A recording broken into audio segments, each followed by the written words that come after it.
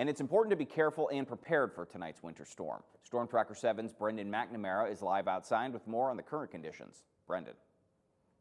For November and December, winter is finally here in the Ohio Valley. We saw a round of snow showers Friday and into Saturday, but this next storm is going to be arriving in the next few hours.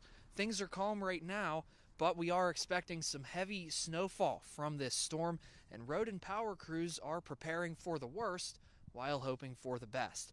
Appalachian Power has crews and trucks on standby, ready to respond to any power outages that may occur.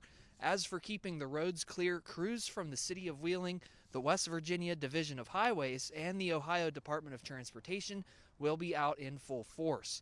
If you are planning to travel on the roads, make sure to slow down and leave yourself plenty of extra time. We, of course, will have continuing coverage of this snowstorm, so be sure to stay with us on air and online, as well as our social media pages. Reporting live in Wheeling, I'm Brendan McNamara, working for you.